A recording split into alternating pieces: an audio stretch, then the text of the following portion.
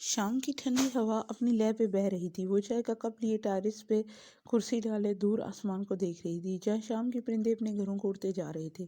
Terrace से सामने वालों का घर नजर आता था, इन्हीं ब्रिगेडियर साहब का घर, जिनकी कहानी एक रोज उसने देखी थी। कुरान को भी पता नहीं था हम लोगों ने क्या से क्या बना दिया। उसने किसी ख्याल के तहत कप साइड पे रखा और उठी। अभी मुड़ी ही थी कि सामने फुआद का चेहरा दिखाई दिया। वो घबरा कर एक कदम पीछे हटी।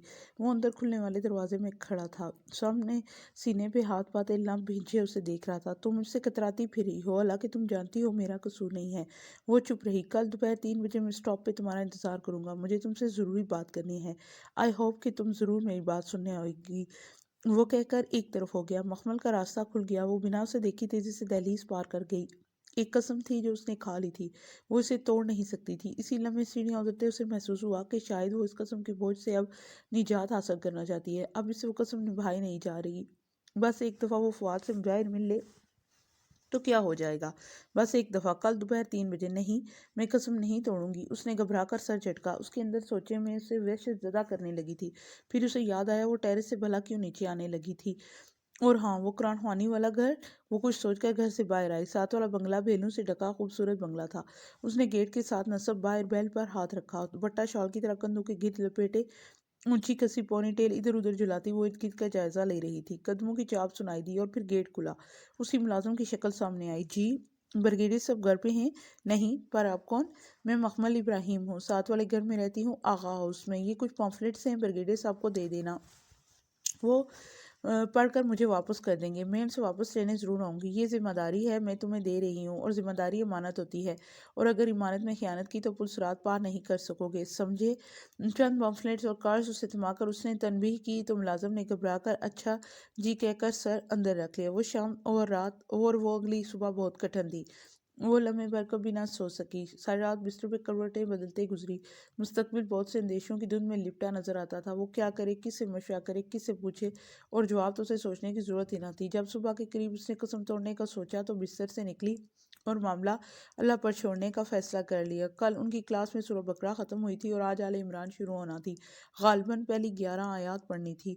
उसे पक्का यकीन था कि कोई हल आज के सबक में मौजूद होगा। सो उसने आज की आयात खोली, फिर इनकी तमाम आयात को उसने 2-3 दफ़ा पढ़ा। दिल में अजीब सी बेचैनी पैदा हुई। वहाँ कोई जिक्र न था, न कसम का, न कसम तोड़ने के कुफारे का। कुफारा? वो चौंकी। तो क्या मैं कसम तोड़ना चाहती हूँ? हाँ, दिल ने वाज़ेह जवाब दिया। उसने खुद से निगाहें चुराकर मुसहफ बंद किया और ऊपर रख दिया। फरिश्ते एक फाइल पे सरसरी निगाह डालते कॉरिडोर में से गुजर रही थी। जब वो पुलिस सांस के तकरीबन दौड़ती हुई उसके सामने आई। फरिश्ते, मुझे आपसे कुछ कहना है। फाइल के सफ़े का किनारा फरिश्ते की उंगलियों के दरमियान था। उसने सर उठाया। अस्सलाम वालेकुम, क्या बात है? वालेकुम सलाम।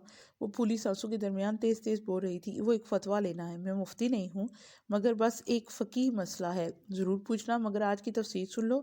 इसमें तुम्हारा मसला है। मखमल को झटका लगा। आपको मेरे मसले को पता है? अरे नहीं, मुझे तो आज के आयात का भी नहीं पता। मैडम मिसबा लेती है ना आजकल आपकी क्लासेस। फिर आपको कैसे पता कि? क्योंकि हमेशा यही होता है। तफसीर का वेट कर लो, तुम्हारा मसला क्लियर कट लफ्ज़ों में आ जाएगा। उसने फाइल का सफ़ा पलटा और सरसरी सा ऊपर नीचे देखने लगी। मगर मैंने आज की आयत पढ़ ली है, इनमें मेरा मसला नहीं है, मुझे पता है। सब्र लड़की, इल्म सब्र के साथ आता है। तफसीर के बाद पूछ लेना, मगर इसकी यकीनन नौबत नहीं आएगी। वो हल्का सा इसका गाल थपथपा कर फाइल देखती आगे बढ़ गई। मखमल ने अपने गाल को छुआ, फिर सर झटक कर कॉरिडोर में आगे भाग गई। ये कभी नहीं हुआ था कि वो जो सोचे वो कुरान में लिखा हुआ ना आए। लोग इसकी बात नहीं सुनते थे तो तवज्जो नहीं करते, अगर तवज्जो भी करते तो समझते नहीं। और एक कुरान था, उसे कहना भी ना पड़ता, और वो दिल की बात ध्यान से सुनता, तो जो करता, समझता, और फिर दानाई और हिकमत से उसे समझाता था, और इस जैसा कोई ना समझाता था। मगर उसे लगा आज की याद में ऐसी कोई बात ना थी जो इससे मुतलिक हो। बहुत बेदिली और रंज से उसने सिपारा खोला। वो सफ़ेद चादर पे दोजानू होकर बैठी थी। सामने डेस्क पे सिपारा खुला पड़ा था। एक तरफ रजिस्टर था जिस पे वो झुकी तेज तेज लिख रही थी। अब मैडम मिसबा मुहक्कम आयात और मुतशाबा आयात का मतलब समझा रही थी। मुहक्कमात वो आयात हैं जिनका मतलब हम समझ सकते हैं, मसलन अहकामात, इस दुनिया की बातें, दुनिया के किसी बाग की मिसाल, तारीखी वाक़यात। और मुतशाबहात वो आयात हैं जो हम तसव्वुर नहीं कर सकते, मगर उन पर ईमान लाना बिलगैब ज़रूरी है। मसलन जन्नत, दोज़ख, अल्लाह का हाथ, फरिश्तों की हैबत। मुतशाबहात के पीछे नहीं पड़ना चाहिए, और जो पढ़े उससे दूर रहना चाहिए। मैडम मिसबा यही समझा रही थी। सुस्त रवि से तमाम पॉइंट्स रजिस्टर पर लिख रही थी। मुतशाबहात पे ईमान बिलगैब ऐसा होना चाहिए जैसे میڈم کی آواز ہال میں گونج رہی تھی۔ جیسے اگلی آیات میں ذکر ہے کہ راسخون فی العلم ان پہ ایمان لاتے ہیں۔ اب راسخون فی العلم کون ہوتے ہیں؟ ایک ہوتا ہے طالب علم، ایک صاحب علم، اور اس سے بڑا درجہ راسخ العلم والے کو ہوتا ہے۔ یہ کون لوگ ہوتے ہیں؟ ان کے بارے میں نبی صلی اللہ علیہ وسلم سے پوچھا گیا کہ راسخون فی العلم کون ہوتے ہیں، تو آپ صلی اللہ علیہ وسلم نے فرمایا وہ جو قسم پوری کرتے ہیں۔ مخمل کے ہاتھ سے پین گرا، سیاہ کے چند چھینٹے چادر کو بھگو گئے۔ میڈم آگے بھی کہہ رہی تھی جن کے دل مستقیم ہو، مگر وہ یک ٹک پھٹی نگاہوں سے اس پارے پہ لکھے راسخون فی العلم کے الفاظ کو دیکھے جا رہی تھی۔ ایک ہی تکرار اس کے کانوں میں بار بار گونج رہی تھی، وہ جو قسم پوری کرتے ہیں۔ وہ سکتے کی کیفیت میں سپارے کو دیکھ رہی تھی۔ راسخون فی العلم، سپارے کے الفاظ دھندلا گئے، اس کی آنکھوں سے ٹپ ٹپ آنسو گرنے لگے تھے۔ صدیوں پہلے عرب کے صحراؤں میں کچھ لوگوں نے رسول اللہ صلی اللہ علیہ وسلم سے پوچھا تھا کہ پختہ علم والے کون ہوتے ہیں، اور تب انہوں نے بتایا تھا کہ وہ جو قسم پوری کرتے ہیں۔ اسے لگا صدیوں پہلے کی گئی بات کسی اور کے لیے نہیں، صرف اس کے لیے تھی۔ وہ انگلیوں کے پوروں سے ان تین الفاظوں کو بار بار چھو رہی تھی، انہیں محسوس کر رہی تھی۔ آنسو اس کی گالوں سے لڑک کر گردن پہ پھسل رہے تھے۔ یہ الفاظ آج کی آیات میں تھے۔ اس نے بھلا کیسے سمجھ لیا کہ مسئلے کا حل آج کی آیات میں نہیں ملے گا؟ ہم نے سنا اور ہم نے اطاعت کی۔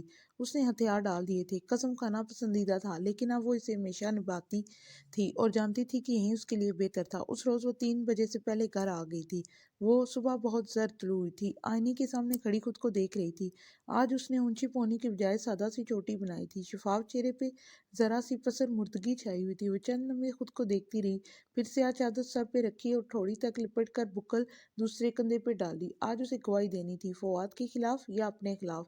لاؤنج میں تینوں چچا انتظار کر رہے تھے۔ کلف لگے سفید شلوار قمیض میں آغا جان کمر پہ ہاتھ باندھے ادھر ادھر بے چینی سے ٹہل رہے تھے۔ اسے راداری سے آتا دیکھا تو رک گئے۔ چلیں، وہ اسپاٹ چہرہ لیے ان کو دیکھے بغیر دروازے کی طرف بڑھی اور اسے کھول کر باہر نکلی۔ وہ سب اکٹھے باہر نکلے۔ گیٹ کھلا، یکے بعد دیگرے دونوں گاڑیاں پورچ سے باہر سڑک پہ رواں دواں تھیں۔ اس اونچے گھر کی بہت سی کھڑکیوں میں بہت سی عورتیں ان کو جاتے دیکھ رہی تھی۔ گاڑیاں گم ہو گئی تو لڑکیوں نے پردے چھوڑ دیے۔ ذرا سی راہداری میں وہ سمٹی سمٹائی نگاہیں نیچے کی آگے جان کے ساتھ چل رہی تھی۔ ادھر ادھر پولیس والے، وکلاء اور کتنے ہی لوگ گزر رہے تھے۔ بہت وحشت ناک سی جگہ تھی وہ۔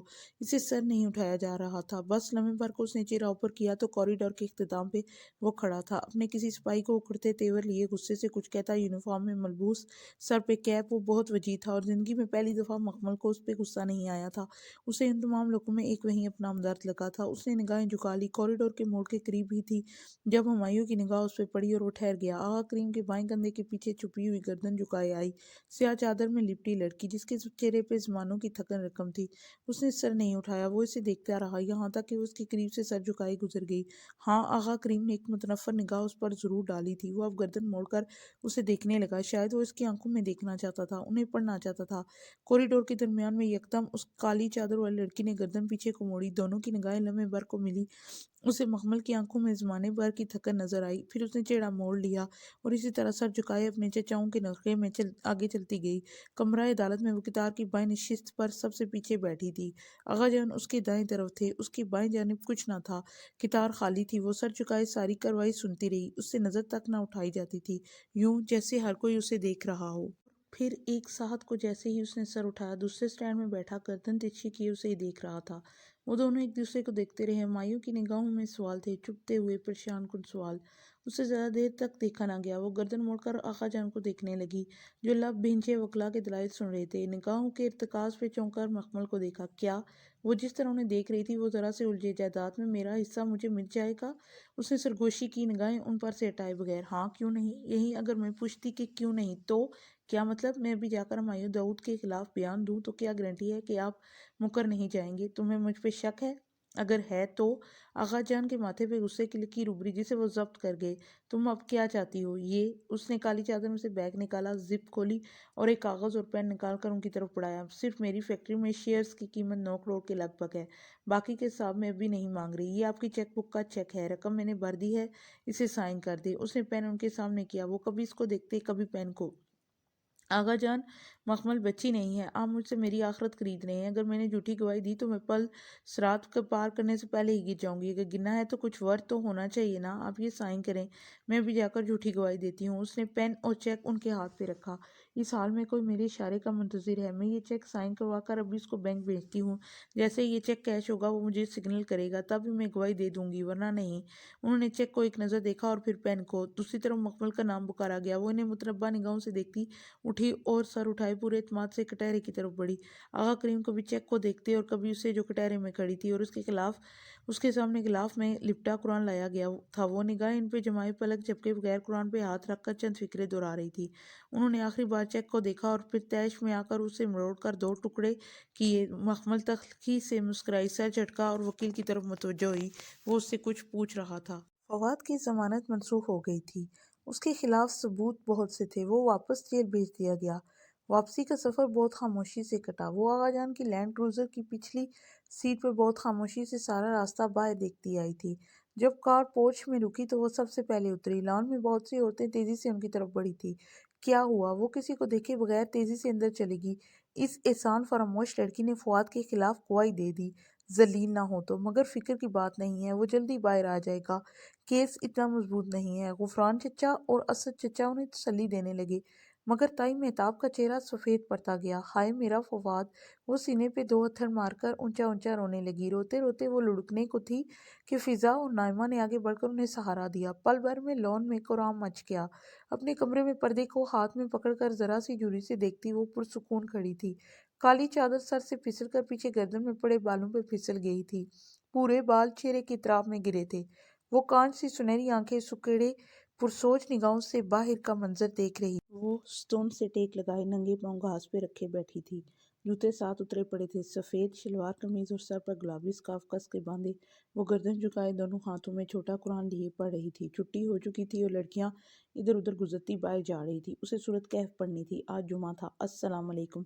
सायरा आस्था से उसके साथ पाँव लटकाए कर सीढ़ी पे बैठी। उसने सफ़े का किनारा पकड़े सर के इस बात से जवाब दिया और सफ़ा पलटा। सारा अपनी गोद में रखी असाइनमेंट हल करने लगी। गेट के करीब फरिश्ते खड़ी एक लड़की से बात कर रही थी। वो लड़की मिनमिनाते हुए कुछ कह रही थी, मगर फरिश्ते नफ़ी में सर हिला रही थी। उसका अज़ली पुरइत्माद मजबूत और दो टोक नरम मगर नरम अंदाज। क्या कर रही हो सारा? फरिश्तेबाजी की असाइनमेंट हल कर रही हूँ। फरिश्तेबाजी ने दी है। उलझकर सर उठाया। ये दीन और मज़हब में क्या फ़र्क होता है?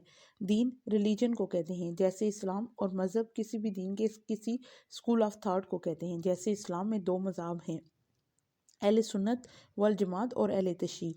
मसलक किसी मज़हब के अंदर किसी तरीके का नाम होता है, मसलन फ़क़ीही मसालिक जैसा कि शाफ़ी, हनफी वगैरह। आई समझ?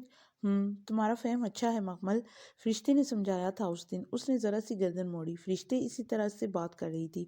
सारा भी उसकी निगाहों के ताक़ुब में उससे देखने लगी। फरिश्ते की आइज़ मुझे बहुत पसंद है। मखमल के लबों से फिसला। हाँ, बहुत मुशाबत है। I know. वो बुरी तरह चौंकी। मुशाबत?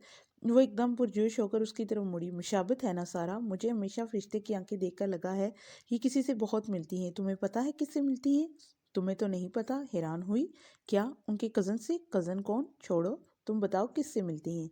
रबिया कुछ देर हैरत से उसे देखती रही, फिर हंस पड़ी। तुमसे मिलती हैं मखमल, बिल्कुल तुम्हारे जैसी हैं। क्या तुम आईना नहीं देखती? मुझसे? मखमल साकत रह गई। अपना चेहरा हर वक्त निगाहों के सामने नहीं रहता, शायद इसलिए वो इतने अरसे में अंदाज़ा ना कर सकी। उस लड़की की किसी बात पे फरिश्ते ज़रा सी मुस्कुराई।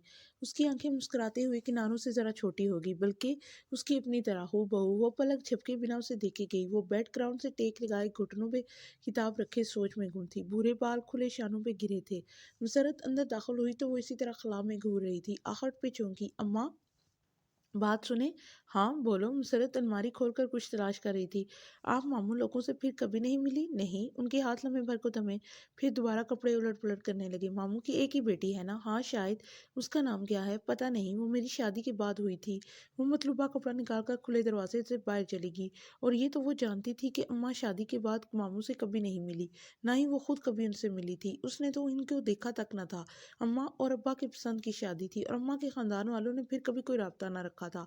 आज फरिश्ते की आंखें देखकर उसे यूं ही कुछ लगा था कि शायद, मगर खैर, हमने फैसला कर दिया है। बाहर ताई के जोर से बोलने की आवाज़ पे यकदम यकदम उसका दिल धड़का। वो किताब बंद किए लिहाफ उतारकर तेजी से नंगे पांव बाहर आई।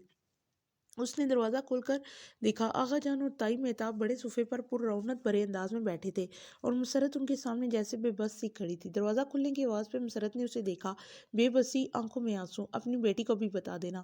تائی نے ایک تغافر بھری نگاہ اس پہ ڈالی۔ ہم اس کو بہو بنا رہے ہیں، ہمارا ساری زندگی بھی تم دونوں چاہو تو نہیں اتار سکتی۔ وہ جہاں تھی وہیں کھڑی رہ گئی۔ تو کیا فواد جیل سے باہر آ جائے گا؟ مگر بھابھی، مسرت کے آنسوں میں ڈوبی ہوئی آواز آئی، مخمل کبھی نہیں مانے گی وسیم کے لیے۔ وسیم؟ وہ جھٹکے سے 2 قدم پیچھے ہٹی۔ اور یہ چند روز پرانی ہی تو بات تھی جب فریدہ پھپھو نے گھر آ کر خوب مزے لے کر وسیم کے چند آنکھوں دیکھے قصے سنائے تھے۔ فریدہ پھپھو مخمل کے ابا کی کزن تھی اور ہر خبر سارے خاندان میں سب سے پہلے ان کے پاس پہنچتی تھی۔ گھر میں تو چلو ان کو تائی نے چپ کرا دیا، مگر ہفتے بعد ہی ایک شادی کی تقریب میں انہوں نے وہیں قصے چھیڑ دیے۔ ابھی فواد کی گرفتاری کے چرچے پرانے نہیں ہوئے تھے کہ خاندان والوں کے ہاتھ ایک اور شوشہ لگ گیا۔